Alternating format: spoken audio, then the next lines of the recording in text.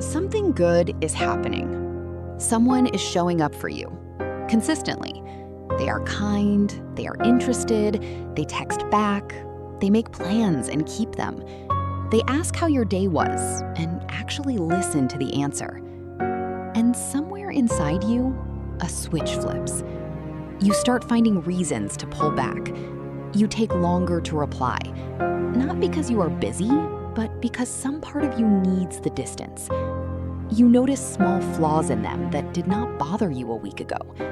You start imagining ways this could go wrong before it has even had the chance to go right. You might even create a problem that was not there. Pick a small fight. Get distant for no clear reason. Tell yourself you are just not feeling it anymore, even though a few days ago you were. And the strange part is, the better things are going, the stronger this pull becomes.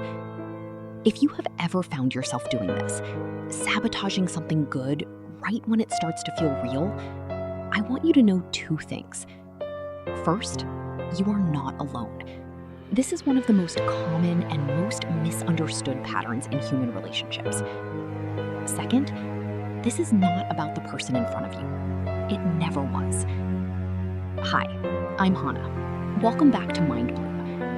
Today we are talking about a pattern that quietly shapes so many people's relationships. The instinct to create distance.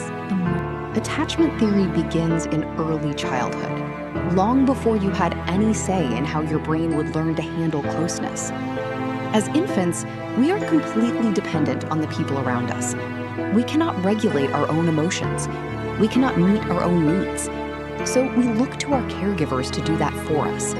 And through thousands and thousands of small interactions, we learn something fundamental. We learn whether closeness is safe.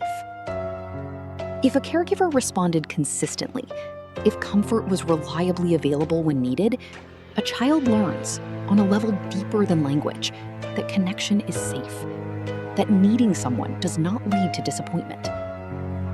But if a caregiver was inconsistent, sometimes warm, sometimes distant, sometimes overwhelmed, or if emotional needs were met with discomfort, dismissal, or the message that being too much was a problem, a child learns something different.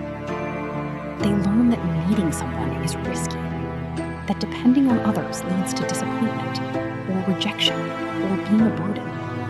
And so very early, often before the age of 2, a strategy begins to form. If closeness is unreliable, the safest thing to do is not need it too much. This is the seed of avoidant attachment. And here is the part that I think is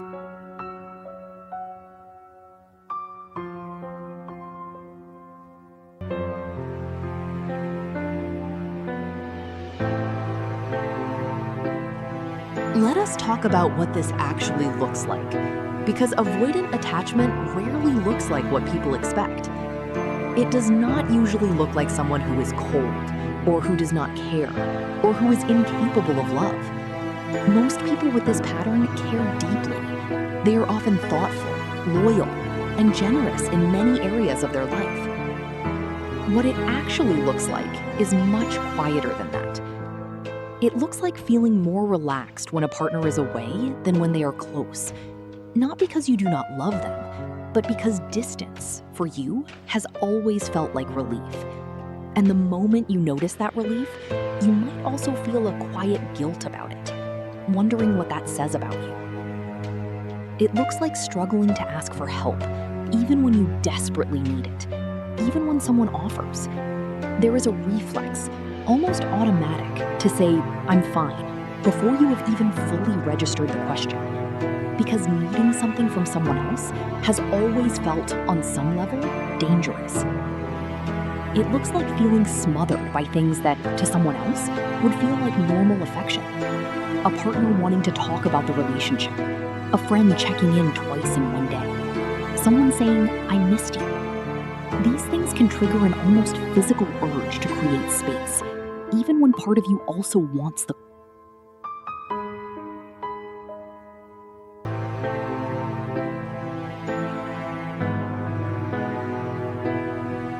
So, what do you do with this? I want to start by saying attachment patterns are not fixed. This is one of the most well-supported findings in the research. The technical term is earned security, and it describes something remarkable. People can move from an avoidant pattern toward a more secure one, not by force, not overnight, but through consistent, repeated experiences that teach the nervous system something new. Here are 3 places to begin. The first is learning to notice the urge to withdraw without immediately acting on it. This is not about forcing yourself to stay when you want to leave or pushing through discomfort until you burn out. It is much smaller than that. It is simply pausing when you feel the pull to create distance and asking yourself one question. Is this about what is happening right now? Or is this an old alarm going off? Sometimes the honest answer is that you genuinely need space, and that is valid too. But sometimes, if you sit with it for a moment, you will notice that nothing is actually wrong. The relationship is going fine, the person has done nothing. The urge to pull back arrived simply because things were going well, and that itself is information. Just noticing this, without judging yourself for it, begins to create a small gap between the urge and the action. And that gap is where change becomes possible.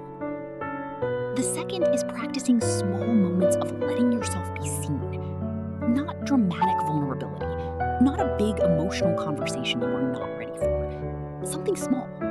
Telling someone you trust that you had a hard day and not following it immediately with, "But I'm fine, don't worry about it." Letting a compliment land instead of deflecting it.